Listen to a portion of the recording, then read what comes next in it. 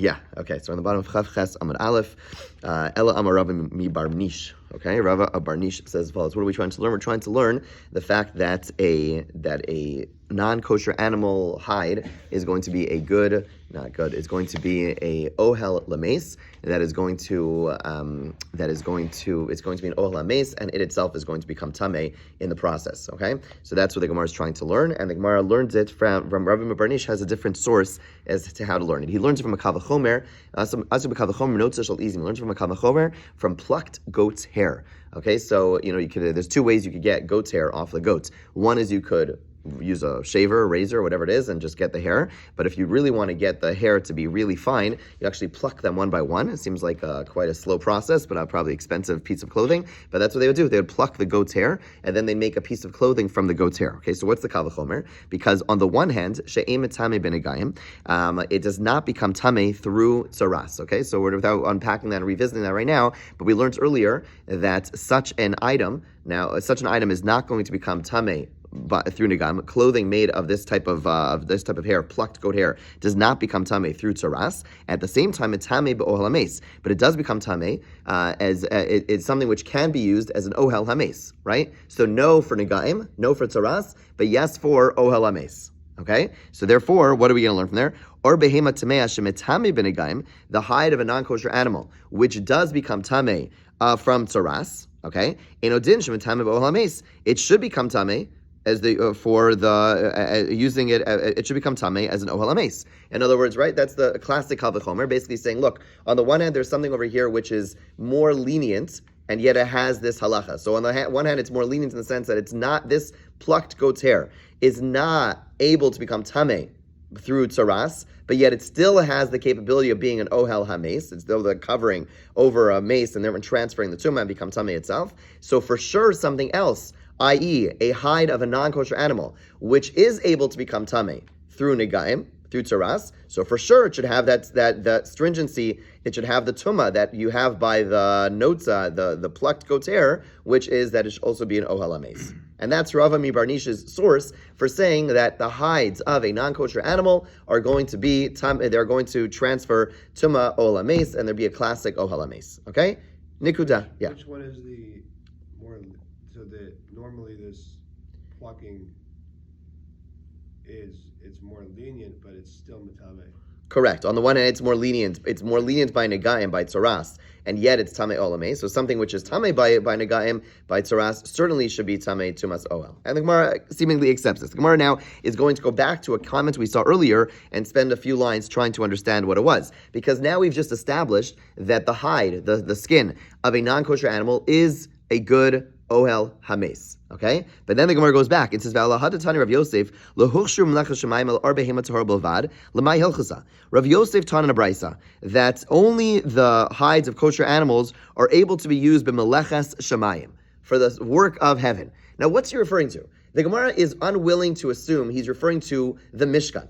The Mishkan does not exist. The Mishkan, when we have a new Beis HaMikdash even, it's going to be a Beis HaMikdash, it's not going to be a Mishkan. So Rav Yosef comes along and teaches us something. We're unwilling to assume he's just teaching us a historic fact, telling us that in the Mishkan itself, you had tahar skin hides. The Gemara is unwilling to accept that. The Gemara therefore assumes it must be he's coming to teach me something else, something which is relevant.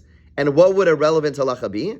About Tumas Ohel. In other words, if you recall, we assumed that one of the sources for Tumas Ohel is the Mishkan itself. So maybe he's talking about the Mishkan, but not in regards to the Mishkan, because that in and of itself is not meaningful. It must be it's coming to teach us something relevant, halacha lemaisa, practical halacha nowadays, which would be ohel hames. And therefore the Gemara is saying, Rav Yosef, who taught us that for melecha shemaim it has to be or behema tahora. So if you want to say that an ohel hames could only be made with or behema tahor, with a kosher animal, fine. Then now we know why Rav Yosef came along and taught us that statement. But if you want to tell me now, as Rava mi Barnish and just established, that ohel hames is going to be made even with a behema tameya, then what was Rav Yosef coming to teach us? It seems like a completely irrelevant point. Right, you with me? In other words, so the Gemara is basically going to try to understand Rav Yosef's teaching. We're about 7 lines down or something, 5 lines down, 5, 6 lines down from Chesam and Beis. His teaching must be coming to teach us something of relevance, and what is that relevant halacha? I don't think we mentioned it. We're learning in the Lila Nishmas. We're learning the Nishmas middle of Mariam Baskal and Ruvain. For Nishma, should have an aliyah. And if I did, I'm sorry. Okay, go ahead. Malacha Shemayim. That's vague. We don't know. It is vague, and that's what we're going to try to. What we're trying to unpack. Yeah, Melech HaShemayim. What does Melech HaShemayim mean? In other words, until now, initially the Gemara said, Melech HaShemayim is referring to the Mishkan, but we're not learning it for the Mishkan. We're learning it for the Mishkan to teach us about Ohel HaMeis. But now we're saying, if it's just the Mishkan, that who cares? Like, why would Rav Yosef come and teach me that? So what is it, right? So what could it possibly be? Okay, so the Gemara says like this. The tefillin. Rav Yosef's halacha is teaching us about tefillin. That tefillin has to be made out of kosher animal hides. Ask the Gemara, tefillin bad yuksibuhu. Tefillin, it says explicitly, the parchments of tefillin. The parchments in your tefillin, of course they have to be made by a kosher animal hide. Why? Where do we see that? Lamantia Torah Hashem beficha. Okay, so in regards to tefillin, in the context of tefillin, when speaking about and fine, etc., it says that the Torah of Hashem will be in your mouth. What does it mean it'll be in your mouth? Says the Gemara, mina mutter beficha, that the tefillin, the words of tefillin, the scroll of tefillin that the words are written on, have to be such that it could theoretically be eaten. You're not supposed to eat your tefillin. But what it is teaching us is that the tefillin has to be something which could be in your mouth. So don't tell me that the Brisa is coming to teach me that halacha. It's explicit. Says the Gemara, okay, fine. You know what we're talking about? El Oran. We're talking about the leather of the boxes, right? Your batim, the boxes of your tefillin, are made of leather. And the Gemara and the Gemara now is saying Rav Yosef when he said that the only hide fit for the service of heaven is a hide of a kosher animal. It's referring to the boxes of the tefillin. Says the Gemara, Varma Bayishin Shal Tefillin Halach Lamash Misinai. But wait, even the boxes themselves, they have some Torah on it. Why? Because your tefillin shel rosh has a shin on it. That shin is not just a nice design made by some sofer and became a nice custom. Rav Abaye teaches us that's halacha Moshe Sinai. That shin, which represents the name of Hashem, that is something which is already a full-fledged halacha. And therefore, once we know that the shin has to be there, and the shin is a letter spelling out shakai, therefore, already we know that it must be that going back to Matia Torah Hashem Beficha, anything that's going to have words of tefillin has to be done on something which is mutter beficha, something you're able to eat. And since you already have a shin on the batim, on the box of your tefillin, we already know that it has to be on a kosher hide. Therefore, the box is also, we know it has to be a kosher hide. We don't need Rav Yosef to teach us this. So it says, so rather, what it's coming to teach us is that the parchments are wrapped. Where are we? El lekorchan mis'aron l'torah from Megiddo. Oh, got it. Yep. El lekorchan mis'aron l'torah from Megiddo. So rather, it's teaching us the parchments themselves and the boxes are going to be sewn up with, they're going to be, the tefillin parchments are going to be tied up with the hair of a kosher animal. That's how they're tied together, and the boxes are going to be sewn shut with the sinews of a kosher animal. That's what it's coming to teach us. That's what Rav Yosef is coming to teach us. The Gemara says, Hanami halach l'moshe misinaihu. That is also halach l'moshe misinai. Tanya. We already know this is halach l'moshe misinai. And, okay, well, first of all, where do we see this? The Tanya, we have it in a brisa. It's tefillin merubaos, halach l'moshe misinai. The fact that tefillin are square is known as halach l'moshe misinai. By the way, this is parenthetically one of the pieces of discussion between the Karaites and in the debates between the Karaites, those who only accept the oral law, and those of us who accept the Karaites who reject the oral law, and those of us who accept the oral law, is even the Karaites, historically, I don't know if the modern Karaites would have tefillin, and they would have square tefillin.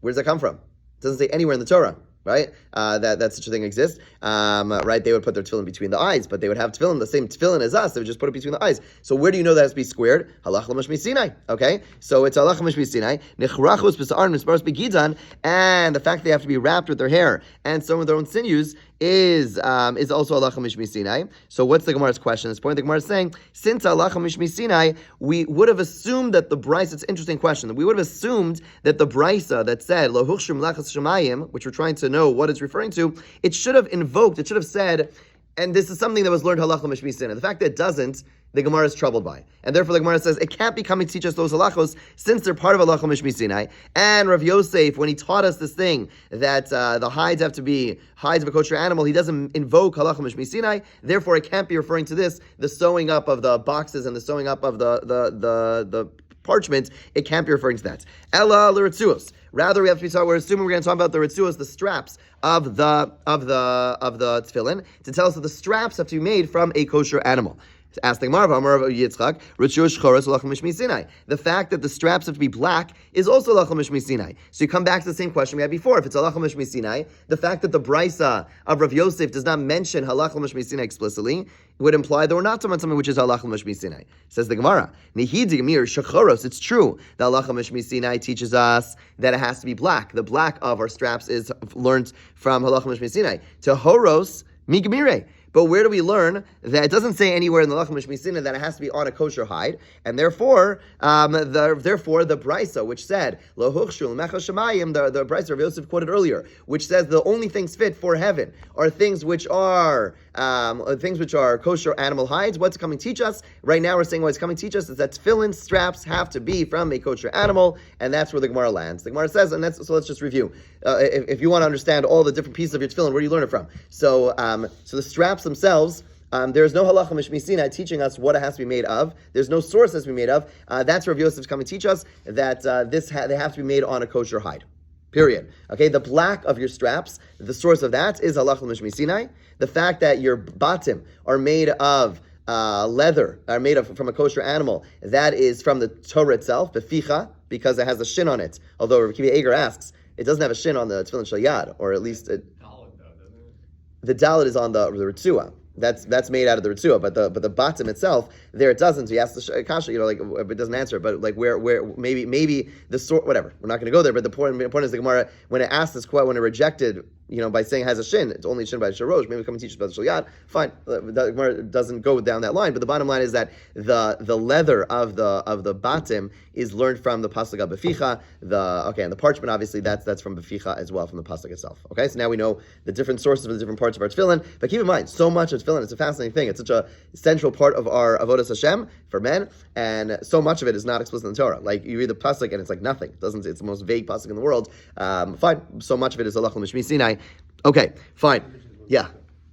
Is there some sort of list or way that we know what all the halacha Moshe No. are? Yeah, you learn Shas. Right, but I mean, this is like, it seems like we just, in a way, could be using it when there's no explanation, but like that's just the way we've done it. So it sounds like it's. So the question asked is, how in the world do we know that the halacha mishminis are legit? We have Amunas Chachamim that when they said it, and enough integrity that they tell us we don't know something, as we'll see soon. Actually, a beautiful Gemara shortly. Sometimes they'll say we don't know, and sometimes they'll say halacha mishmi Sinai. We're going to assume they weren't making it up. I'm going to assume they weren't making it up.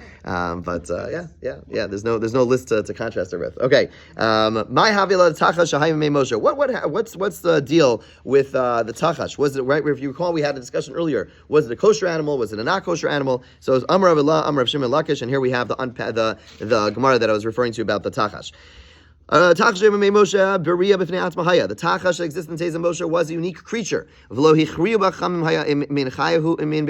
Chachamim did not decide if it was a behema, meaning a domesticated animal, or it was a chaya, like was known as a wild animal. The karen achas haisalel b'mitzcho, and it had one horn, i.e., the unicorn. Okay. Well, the fishan is damel Moshe and was only available to Moshe according to the time of Asim and Mishkan. They used it to make the cover of the Mishkan. V'nignaz, and then it was hidden. This is because this is part of the mythical, not mythical, but basically why it has so much mystique around it. It disappears. Okay, so it says the fact that it says it has one horn, so we should learn that it was tar. Why? The bull that Adam brought as a offering, it doesn't say anywhere explicitly that Adam brought a carbon, but in Tehillim it does say so. That Adam, a chapter of Tehillim which is attributed to Adam, that he brought an animal as a carbon, and the fact that he brings as a carbon, you only bring tar animals as a carbon. Okay, and it has one horn. Shenemar v'seitzav l'Hashem yishar par makrin mafris. Right, so this is again a pasuk in Tehillim, and is the praise, is the tefillah to Hashem better before Hashem than the bull horned and hooved. Okay, so we see he only brought one with one horn. Says the Gemara, makrin trei mashme, tarte mashma. So the Gemara asks, what are you talking about? Makrin implies two horns. Amrav Nachman, bar Yitzchak, mi keren ksiv. Okay, it's true. Makrin implies two horns, but the ksiv, the way it's written, actually implies a single horn. Okay, so bottom line is that so what's the Gemara pointing out? The Gemara was pointing out that it should be that therefore we see the tachash was a tahar animal. Okay, so we've established that this unicorn was a kosher animal. Now the Gemara says, okay, so the fact that one horn should also not only teach us that it was a kosher animal, it should also teach us that it was a behema and not a chaya, because Adam brings it, and the fact that it's comparable to the animal that Adam brings, which is a one-horned animal which Adam is bringing. Therefore, just like this one-horned animal is a behema, so too the tachash, we could assume it's a behema. So the Gemara says, Kevan teika keresh. Since there's another animal called a keresh, we don't know exactly what a keresh is. Some say it's a deer, some say it's a type of deer, some say it's a type of like wild beast. Temin chayahu. The bottom line is that keresh is a chaya. V'leisle echad keren has one horn. Eikalamemar min chayahu. So the fact that there are one-horned bulls, which are behemas, should not necessarily teach us that all one-horned animals are considered behemas, because there's also one horned animal which is a chaya, and therefore that part of the Gemara it does not establish. So bottom line is tachash is a unicorn. It's a one-horned animal. We saw earlier it's multicolored. It only existed during the time of Moshe. We established that it's a kosher animal. We did not establish that it was a behema over a chaya, because there are one-horned animals that are behemas, like the ones that Adam brought as a korban, and there are also chayas, there are also wild animals which are one-horned, and therefore we don't know if this tachash was a behema or a chaya. We leave it unresolved. Okay? Is there a practical difference whether it is a behema or a chaya? Not that I know of. Okay, we just want to know. Correct, but I'm assuming there might be, but not that I know of offhand. Okay, new Mishnah. Okay, not necessarily an easier Mishnah, but a new Mishnah. Okay, you ready? Psila sabeged. But what is exciting for me, at least, is that now for on Shabbos afternoon, with Shabbos and Mincha, when you fly through those Mishnayos, you actually have a little bit of not a little, but hopefully a lot more of a sense of what these Mishnayos are actually talking about. So one of the more strange Mishnayos is the following one, which we're about to see now. Psila sabeged, a wick made of a garment. Okay, so you have a garment, as we're going to see soon. It's a very small garment. It's a garment that's 3 fingers by 3 fingers, a tiny garment, and you make it into a wick. Shekipla v'leivhava. You folded it, but you do not singe it. So what does that mean? Imagine I have a piece of cloth. I wish I had a piece of cloth. You have a tissue, right? And imagine you have a piece of cloth, and they roll it up. You roll it up to make it into a wick. Okay. Now the first step of making a little piece of cloth into a wick is you roll it up. The second step is you singe it. By singeing it, right? If you ever singe your wicks, what that allows for is it makes it really into a wick, but also makes it easier to light. Okay, so we're talking about a small, tiny piece of cloth which you rolled up, you folded it, but you did not singe it. You with me? Okay, that's the thing. So in Machlokas, Eliezer Omer Tmeahi. Eliezer says, first of all, it's Tameh. Ve'ema likimba, and number 2, you're not allowed to light a Shabbos candle with it. Okay, we're going to come and the Gemara is going to explain both these things. Rabbi Kiva Omer Tahorahi. Rabbi Kiva says such a wick is tahar. The piece of cloth is tar, meaning it's not susceptible to tuma. It can't become tameh. Okay, umalikimba, and you're allowed to light it on Shabbos. As we're going to see, the machloksim are not relevant one to another. 2 machloksim by the same people about the same thing. Okay, bishlam elin tuma bahapli. Says the Gemara. We understand what they're arguing about when it comes to tuma. The really Eliezer savar kipol ena mohel uvimilsa kamaisa kaima.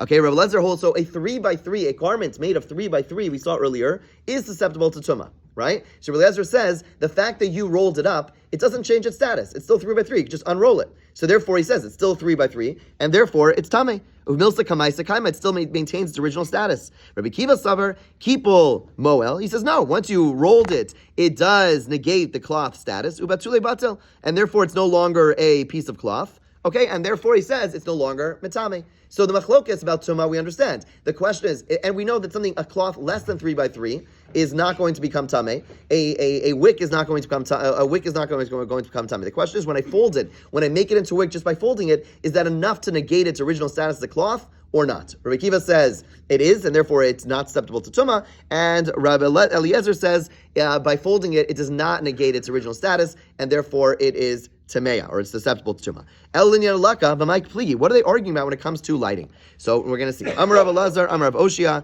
V'chein Amar Rav Ada bar Ahava, Hacha b'shalosh al shalosh mitzubtzamis askinan. We're talking about, as I said earlier, something which is 3 by 3.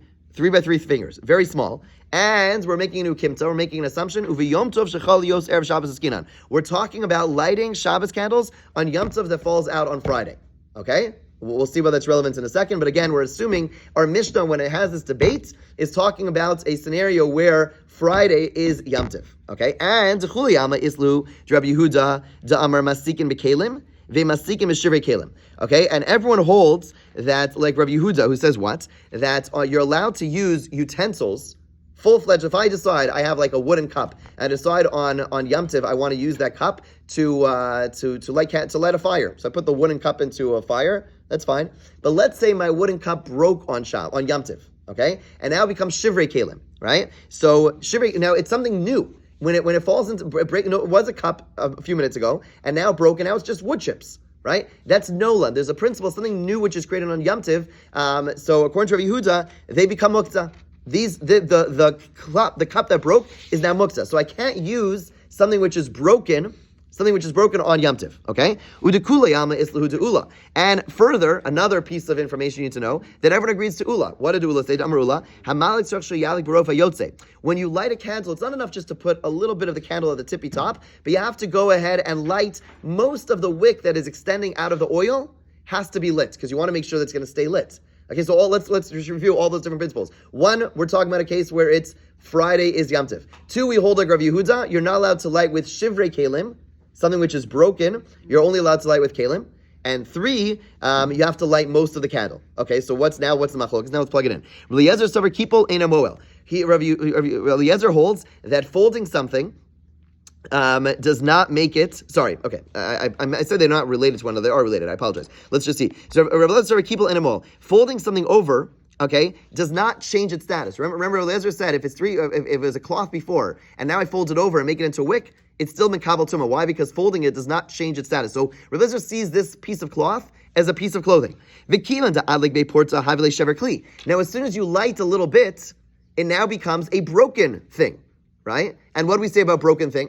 Meaning, I had a piece of cloth, right? And it was a cloth. It was a good hanky. I used it to blow my nose, okay? And Eliezer says that as soon as the fact that I folded it over, it doesn't change it from being a hanky. It's still a hanky. Okay, but now the fact that now I lighted a little. So I folded it before Shabbos. What? You can't unroll it, is what he's saying. No, I'm not unrolling it.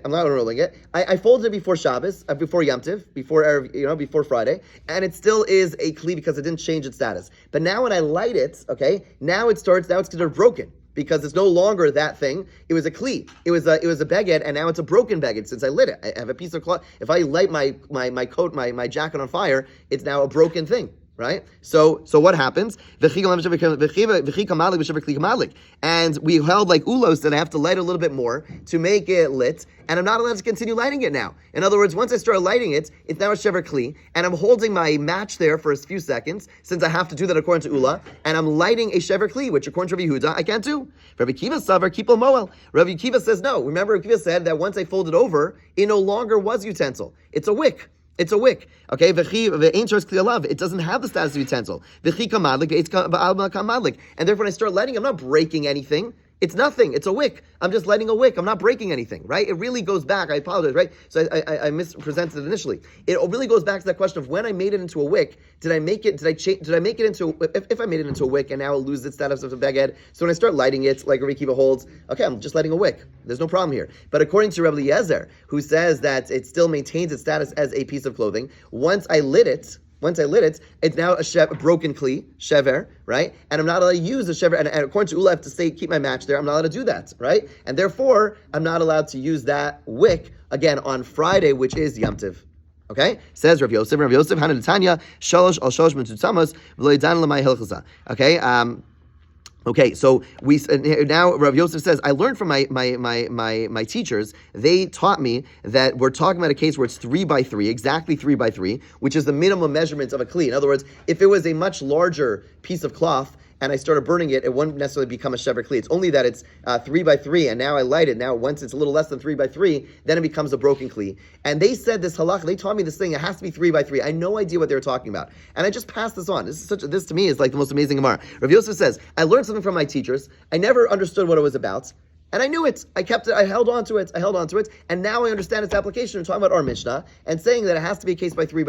But it's just, I find it amazing. Like I had one teacher used to say, whatever he used to say. I think I've quoted this before. He used to say like, put in your pipe and smoke it. Okay, he was a little bit of a '60s kid. But the point is that he was saying like sometimes like, I recognize you're not going to understand what I'm saying. Hold on to it. Right? Maybe not today. Maybe not tomorrow. Maybe in 10 years. And it's true. It's happened to me. Like years later, I remember like different things, different concepts. I remember like rove and chazaka stuff that I didn't understand then. And like one day, click. It makes sense. Rav Yosef is saying, I had this teaching, I had no idea what it was relevant, I didn't understand its application, I held on to it, and now I understand, based on what I just learned in the base marriage today, I now make sense and all the pieces come together, right? That's so much of Gemara learning, so much of Torah is basically fine. Like, first of all, the incredible, and it goes back to what Max was bringing up before, like, halacha mishpisina, there's integrity. They passed on teachings, they don't even know what they're relevant to. There's this integrity to the Masorah, to the tradition, that the Chum held on to, even when they don't understand the application. Okay, this is what our teachers taught us, we hold on to it, that's Aleph, but Beis is just like their intense love and desire to understand what the Torah is teaching us. We hold on to teachings. Not everything always clicks, and sometimes we learn at Amud, it doesn't always click, but eventually, God willing, it'll all come together, it'll all click. Have a wonderful day.